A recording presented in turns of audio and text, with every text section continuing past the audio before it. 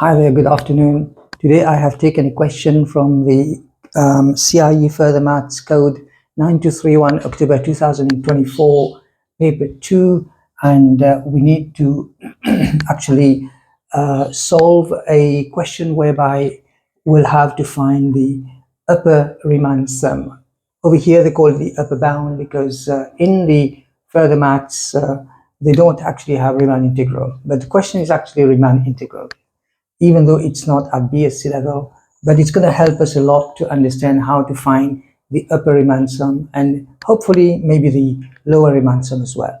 Now we need to consider the sum of areas of rectangles to show that the integral of this function here, which is y is equal to e to the 1 minus x, and with respect to x dx is less than sorry, un, where un is all of this over here, e minus 1 over n into 1 minus e to the minus 1 over n. So how are we going to do this? Now, first of all, we can see that the left endpoints is going to give us, I'm going to say left endpoints is going to give us the supremum of our function. So, and the left endpoints are here, 1, 2, 3. So now if I take a general interval, okay, so we can see that also the width of each of these rectangles turns out to be 1 over n. So we have delta x, okay, which is 1 over n. That's the width. And for the heights, we are going to take the supremum. And when I say supremum, I mean we take the left endpoints, each of these left endpoints, and we substitute into the function to get the height of each of these rectangles, the maximum height. So because we're looking for the upper bound over here, un. So why do I not actually, well, if I were to take the left endpoint, it's going to be 0, 1 over n, 0, 1 over n, and even 2 over n for that matter. It's going to go on for forever like this. So this is going to be x r, which is all of that. And where, okay, r is going to be equal to, let's say, 0, 1, 2, and so on until we reach n minus 1. The last left endpoint is n minus 1 over. It is here, it's going to be n minus 1 over n, but here it's n minus 1. Okay, so you can actually try and see now. This you could also have said, okay, let x I is equal to, say, I over n, all right, where I over n is all of that, and I is going to be 0, 1, 2, and so on until n minus 1. Okay, so that's just another notation there. What I want to do is I want to find the upper bound. Generally speaking, if I take this here, okay, I'm going to get un, which is the sum of I going from the left hand point is 0, so 0 to the left hand point here is n minus 1, n minus 1. And of course the area of a rectangle is the length or the width, okay, the width multiplied by the height, the width times the height. The width we know is 1 over n times the height, and the height we did say is going to be the supremum, that is the left hand point substituted into this equation there. So the left hand point we're taking is e to the 1 minus x, and x turns out to be n minus 1 over n. Okay, so because we know that I over here is n minus 1, so this is basically I. All of these points here I. So we have the summation of the sum going from 0 to n minus 1, 1 over n into e to the power of 1 minus This is substituted for I or for R or for K, whatever it might be, whatever you want it to be. So I can factor out the E and the N. So if I factor out E and N, I'm going to be left inside with the sum of E to the minus I over N. You look at this over here, you can clearly see it's a geometric progression. Maybe it's not coming as clear, as clear as yet. So what if you put 0 in here? Okay, let I is equal to 0, the first one here. Then E to the minus I over N is going to be E to the 0, it's going to equal to 1. And what about if I want to find R? Because I claim that this is a geometric progression, and so I'm going to say R is equal to, let's say, E to the next one after E to the I, after E to the I is, E to the minus I over N is going to be E to the minus I over N, let's say E to the minus I plus 1 over N, okay, divided by the previous one, E to the minus I. And if you were to divide this, you can use the law of indices, where you're going to have minus I, minus 1, minus I, minus I becomes plus I, divided by N becomes E to the minus 1 over N. So this is our common ratio. Therefore, we understand that E to the minus I over N is a geometric series. Geometric series. And for a geometric series, we know that the sum is going to be equal to A into 1 minus R to the N divided by 1 minus R. So our sum here, okay, is actually this. So I'm going to say then E to the E over N into A, and A was found to be 1. So I'm going to say then 1 times, okay, and then 1 minus R to the N, and R was found to be here. This is our R, and this is our A, right? So this was actually A. Okay, so what we have then E to the minus 1 over N, which is R, to the power of N, and then divided by 1 minus R, 1 minus E to the minus 1 over N. So if you were to clean this up, it's going to be E over N into, I would say, 1 minus E to the negative 1 divided by 1 minus E to the minus 1 over N. And E is going to get distributed inside. So if we distribute this, we're going to get E minus E to the 0, because E to the 1 times E to the minus 1 is E to the 0 over N into 1 minus E to the minus 1 over N. So now finally we have upper bound, which is then E minus 1 divided by N into 1 minus E to the minus 1 over N. As you can see, this is exactly the same as this. So now we've been able to prove that this UN is actually equal to all of that. We can see that the upper sum means the areas of those rectangles which lie above the curve. So we can see now that since areas, okay, of rectangles, okay, sum of areas of rectangles, sum above the curve. Therefore, we have the upper bound is greater than the integral.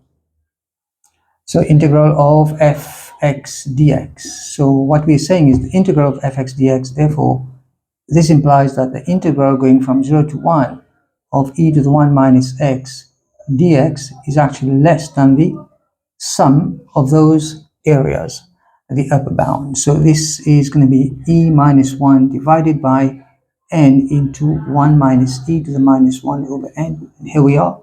It has been shown. Okay, I want you to take a very good look at this.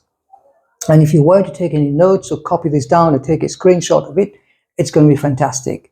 Because now, from there, we're going to use a similar method to be able to find the lower bound. So we found the un, now we're going to find ln. The question on my laptop here says that, okay, so over here, I have a question now. Second part of the question here says, use a similar method to find in terms of n a lower bound ln for that integral. Okay, so we're going to find a lower bound for it. Okay, and by using a similar method, this is where it gets really interesting. So I'm going to wipe this out in just a moment.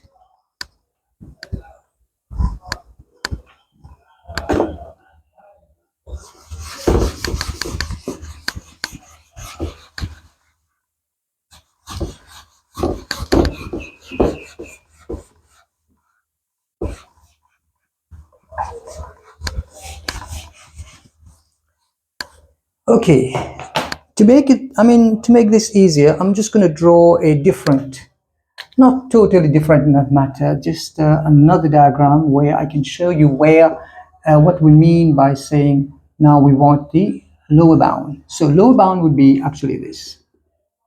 Yeah. Now the rectangles, they are below the curve. Okay. Below the curve here. Here we're taking the right endpoints. So the right endpoints, as you may have learned from Riemann integral, is going to give us, okay, give the infimum. You know, this is a monotonically decreasing curve. It's a monotonically decreasing. If it was increasing, that would have been the opposite.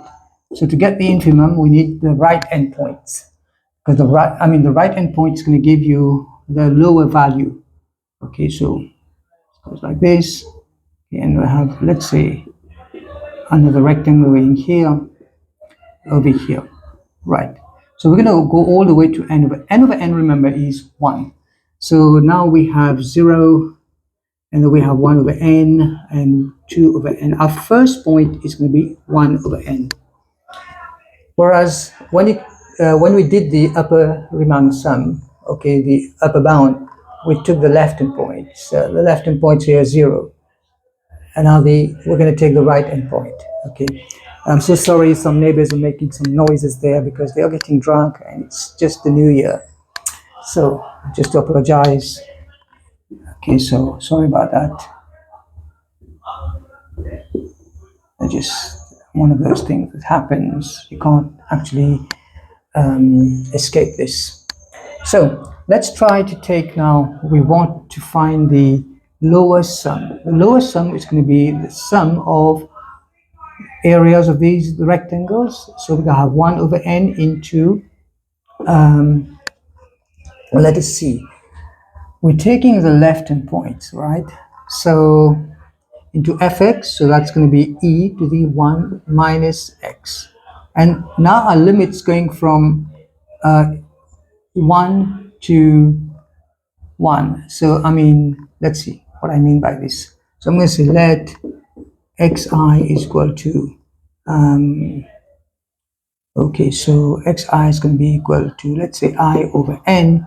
Okay, and of course now I over n means 0, 1 over n, 2 over n, and so on until we have n over n. However, where we're going to take I as the first right endpoint is 1 over n. So the first I is 1. So we have 1, 2, 3, and so on until n. And of course now if I try to find the lowest sum, it's going to be going from I is equal to 1 to n. Okay, so I is equal to 1 to n, and I have 1 over n e to the power of 1 minus x. And x is n over n. Okay, and we did say that,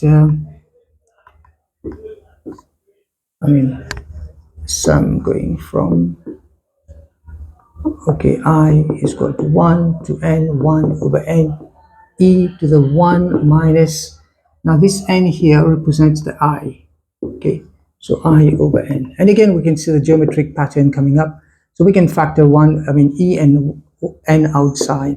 And then we have a geometric term, a geometric series where we can find its sum. So e to the minus 1 over n. However, we need to be very careful over here. In our previous case, where we had to find the upper sum, the first value, this is I, the first value of I was actually 0. But over here, the first value of I is 1 over n. I mean, first value of I is 1. Here we had 0 before. So if we take, for a geometric series, e to the minus 1 over n minus I over n, we can say when I is equal to 1, we have A is equal to E to the minus 1 over n. And again, we did establish that R would be actually, the common ratio is going to be equal to E to the minus 1 over n. Okay, so you can take any general term and then divide by the previous term. You should be able to end up with this ratio. We did that in the first part again, so I just want to shorten the video over here. Right, and so E over n into the sum of this. So what is the sum of a geometric progression? Is Sn is equal to A into 1 minus R to the n divided by 1 minus R. Okay, and of course now we have A, and A is actually e to the minus 1 over, A is equal to e to the minus 1 over n into 1 minus R. R is actually e to the minus 1 over n to the n, and of course divided by 1 minus e to the minus 1 over n. Right, so we cross this out, and we're going to end up with Sn as e to the minus 1 over n, okay, into 1 minus e to the minus 1 divided by 1 minus e to the minus 1 over n. Okay, and of course this can be put over here because all of that is our sum. This is Sn. So what we have then is e to the minus 1 over n into 1 minus e to the minus 1 divided by 1 minus e to the minus 1 over n. And if we carefully multiply this, the e can get distributed inside. So we're going to end up with e to the minus 1 over n into e times 1 is e, and e times e to the minus 1 is e to the 0, which is then 1, because e to the 0 basically is 1. Anything to the power 0 is equal to 1. So we're reaching our lower sum there, lower Riemann sum. So this is divided now by this n here, gets distributed inside, and I have all of that expression now. So this is my lower sum, and here we are for the lower sum. And from here, I think there's more questions coming up when it comes to this. There's more parts to the question. It says here, carries 4 marks actually. And what they want us to do is show that the limit, as the limit it goes from n to infinity, un minus ln should be equal to 0. I'm going to get 2 marks for this. Okay, so great. Let's see. Well, I hope you can take a picture of this. So I'm just going to try and wipe this out clean. So there we are.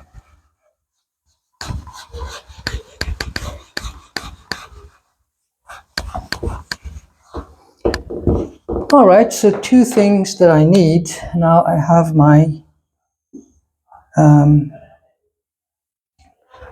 lower sum. The lower sum is e to the minus 1 over n into e minus 1 divided by n into 1 minus e to the minus 1 over n. So, right, so great. And what's the question again? The question says we need to show that as limits of n approaches infinity, what is it again?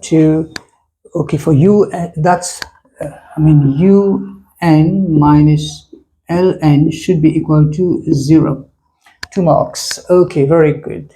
So what is un? Un is all of that over here. So we have then, therefore, e minus 1 divided by n into 1 minus e to the minus n.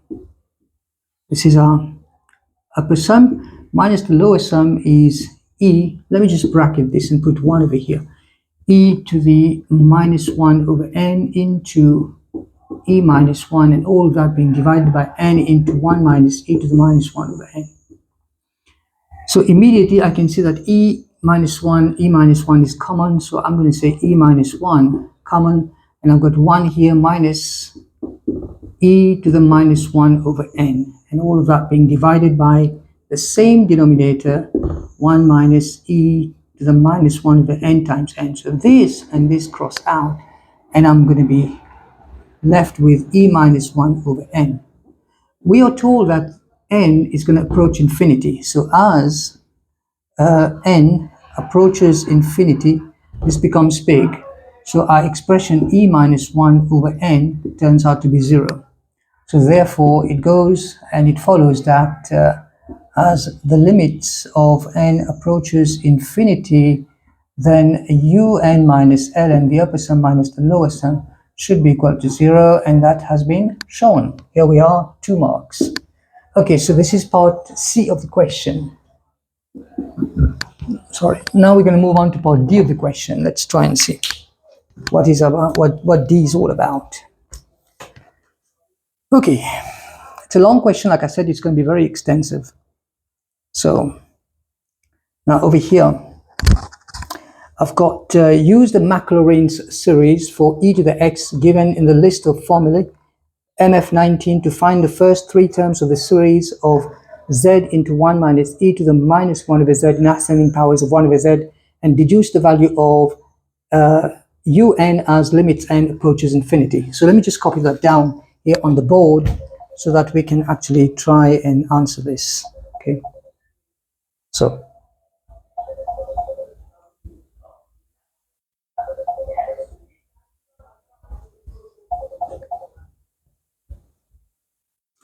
all right, so we're going to use the Maclaurin series to show that, to find the first 3 terms of this expansion here. The expansion is z into 1 minus e to the minus 1 over z. If you just bear with me 1 moment, please, I'm just going to take a phone call.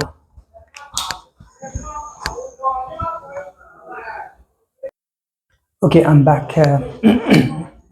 So we're going to actually use the Maclaurin series from the MF19. What is the Maclaurin series for e to the x? Is going to be, we just said, is that the question here? Okay. 1 plus x plus,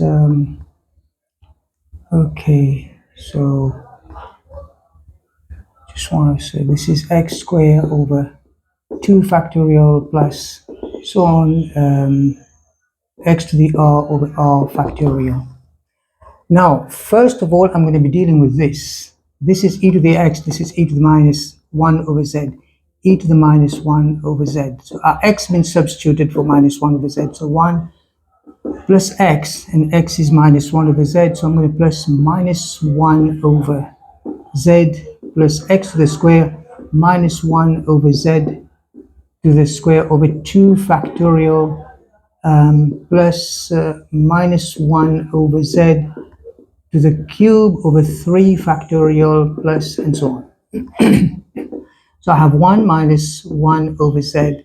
When you square, this is going to become plus, and so we have 1 over z squared divided by 2. 2 factorial is 2, so I'm going to plus 1 over 2 z to the square. Then minus 1, 3 factorial is 6, so minus 1 over 6 z to the cube. And this is going to go on forever. So now that I've got this, which is all of that over here, so 1 minus this. So I'm going to say 1 minus what I've just got here. is going to be equal to 1 minus everything. 1 minus 1 over z, okay, plus 1 over 2z square minus 1 over 6z to the cube, plus and so on.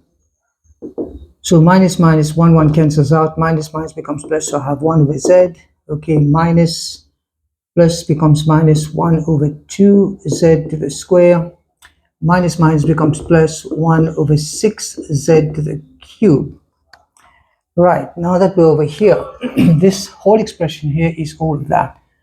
All of that's going to be multiplied by z, so we're going to take this multiplied by z. So z into 1 minus e to the minus 1 over z, okay, is equal to, if I take z times all that expression here, let's see what happens.